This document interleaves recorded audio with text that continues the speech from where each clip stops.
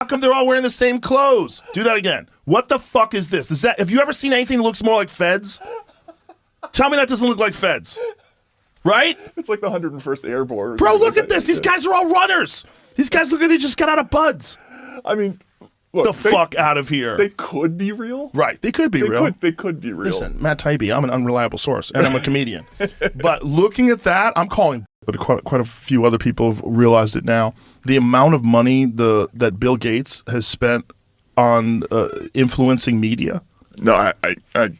It's somewhere in the neighborhood of $300 million. Jeez. He's donated to these various media organizations, which for sure has some sort of an impact on how they cover him. Right. Well, of course, yeah. And look, once upon a time, we were, I've said it many times, we were trained to know that, for instance, think tanks, right, like who was funding them, because think tanks are who get quoted in the New York Times and the Washington Post, right? So they're generating research that goes to journalists, and like sort of surreptitiously that ends up becoming what's covered. And so that's how, like, the Gates Foundation, for instance, will work its way into coverage.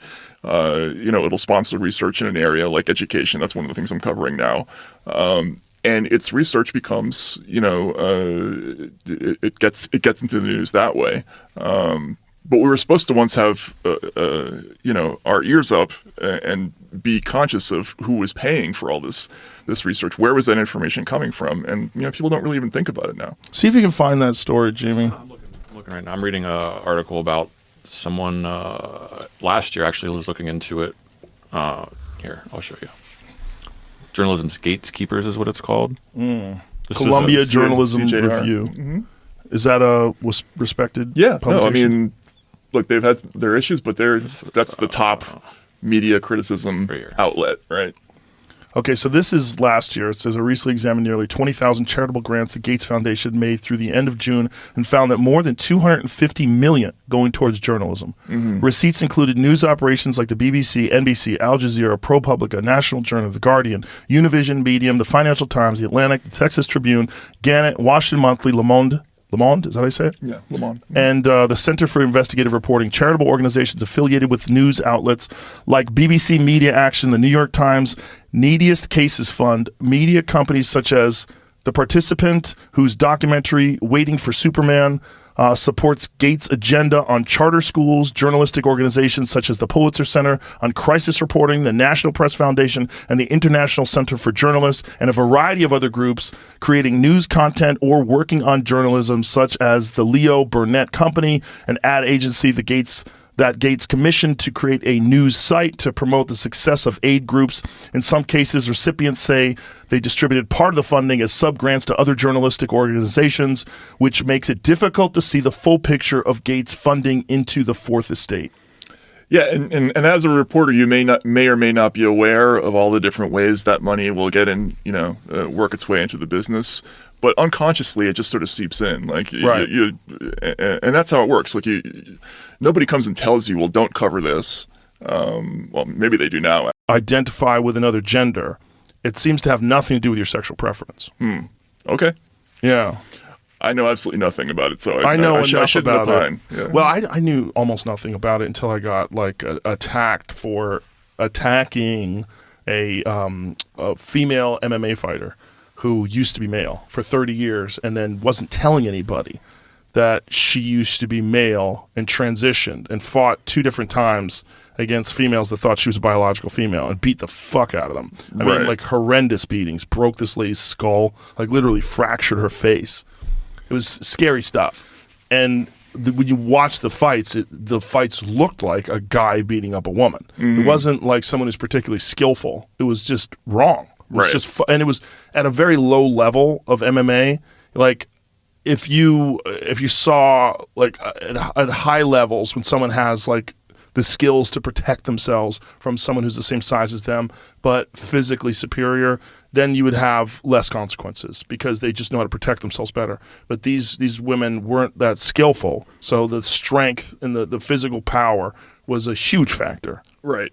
And I was fucking furious because it was like, this is crazy. And in criticizing it and being like very, very vocal about it, then I started having to like start doing research on this. Like why are people reacting this way? Like what is actually going on here? Wasn't that one of the reasons they wanted Bernie to disavow you? Yes. Yeah. Yes. So yeah, and what's amazing about this is that it's, again, it goes back to that same kind of instinct, behind the lab leak theory process, which is we've decided something, right? We're not going to discuss it anymore. Exactly. So if you discuss it, you are in the bad zone, right? And you're not even allowed to bring it up. Not even allowed to bring it up, and so there are just so many of these places in the kind of cultural landscape that are just no-fly zones for talking about things. Well, Abigail Shrier is experiencing that in like the most hateful and aggressive way with her book. I believe it's called Irreversible Damage, right? Which is all about rapid onset generated face.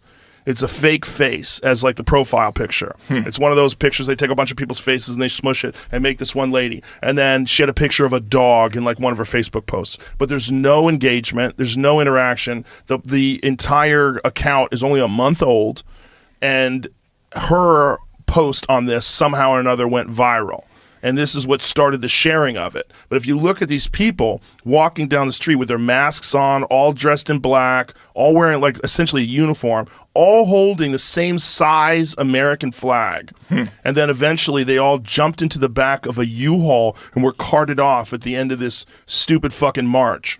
But if you watch this, I'm like, what are you guys doing? Was this supposed to be some like right-wing QAnon hate group type thing? Exactly. And they call themselves the Patriot something or another. Patriot Front. Patriot Front. You need to see this. Can we see a picture? We need to see the video. We need to see the video because when you see them marching, you look at them marching, you go, why are these guys in such good shape? Idiots are usually fat. Like there's some fatness to them. Like they don't have discipline, right? Right. These aren't wise folks that are eating correctly. And I mean, Americans are most usually fat. Yeah. This is uniformly thin and fit looking with the same outfits on, the same flags. Like you're telling me the FBI didn't know about these people? Right. You're telling me the FBI is not monitoring fringe groups and they were not aware these people were this fucking organized? Out of nowhere they pop out with the same size flags and the same outfit on, goose stepping. They're walking, not goose step, but walking right. in this at the same pace in a fucking orderly line. Like who organized this? This is them on their bus. I thought this was going to turn into the video of them walking. See the video of them walking. Is that the video of them walking? These are linking to blog posts, so it's not going to. God, there's got to be a video of them walking. I know. I watched it. So here's it. Uniformed white nationalist group marches on Lincoln Memorial. CNN's all in. They're like, we're all in on this. Come on, show us. Look at these guys. Look at these guys. Where's the fat people? How come they're all wearing the same clothes? Do that again. What the fuck is this? Have you ever seen anything that looks more like Feds? Tell me that doesn't look like Feds. Right? It's like the 101st Airborne. Bro, look at this. These guys are all runners. These guys look like they just got out of buds. I mean, look, fuck out of here. They could be real. Right. They could be real. They could be real. Listen, Matt Taibbi, I'm an unreliable source, and I'm a comedian. But looking at that, I'm calling bullshit. Give me that again. Give me that again. Yeah, okay. Well, this gets back to like the Oklahoma ivermectin story where they're all wearing winter coats. Yeah, like Look at this. The fuck out of here. How do they all have like uniformed outfits on? They have the same color pants for the most part. Very little variation. They have tan or brown pants, dark blue shirts with the fucking stupid flag on it. This asshole's got a drum. Back that up. Look at the fucking drum. Bitch, are you Paul Revere? What the fuck are you doing with that drum? He's walking around with a band drum, it's like white a high school power drum band. line. This is so stupid, it hurts my feelings. They all have flags. Keep that up there. Well, I was trying to find. There's videos from them from like July. But I'd like to see that again. So you know what's so interesting about this though, is that again. Oh, okay. I just need to see it. Go ahead, tell me. So, look at this. I mean, maybe they're real. Maybe they're real. Could be real. But I'm calling bullshit. They have the same fucking size flags. The same white coloring on their face, the same tan hats on. Get the fuck out of here. And why are they wearing masks, by the way? Because they're cowards. Right. Or they're feds. Yeah. Like, right? Yeah, so... your instinct when you see that. Well, I'm suspicious of everything. I certainly wouldn't put that up and be like chilling scene, like, without looking into it a little bit, Yeah. But again, back in the day, it was the left that. July 4th. So they've been doing this for a while. Yeah. Oh, so White they had, like, a supremacist roadshow. group marches through the heart of Philadelphia. Oh, I remember this from Philadelphia. And look, the same thing. Like they have the same shields, the This is same like Irish line dancing. Or God, something like it's so that. weird. You think it's real? If it is, potential is early on and in prophylaxis. But again, there is no rock solid data. Right. But what I found fascinating, I had no idea when I took it when I took it with all those other things that I took, that one thing would be a big deal. I really had no idea. Yeah. I thought I would just tell people, hey, I feel good already. It's only been 3 days. Right. This is what I took. And people would go, oh, well, you should have got vaccinated. I expected that. But what I didn't expect was this one particular drug to be the thing that was on everybody's radar. Yeah. Because I read off a laundry list of things. I said monoclonal antibodies. I said Z-Pak. What was the steroid that I took? There was a steroid. Prednisone. Thank you. Ivermectin. I said all these things. I listed off everything. I said IV vitamin drips. I did all these different things that I took. And I said I felt pretty good. Right. And a couple days later, I was negative. So it was like it flew in the face a narrative that the only way to survive this was to be vaccinated. Not only did I survive, but I was better quick, like really quick. Right. And I was sick. Like it wasn't like I had like it was there was no symptoms. I had symptoms. I mean, I had a fever. I was sweating like a pig in bed. I knew I was sick. And then a couple days later, I was better. But all they chose to concentrate on is this one drug that is generic, Yeah. which is wild. And they sort of blatantly misreported it. Yeah. The horse dewormer thing. Well, the dumb part about it is did they think I wasn't going to say anything?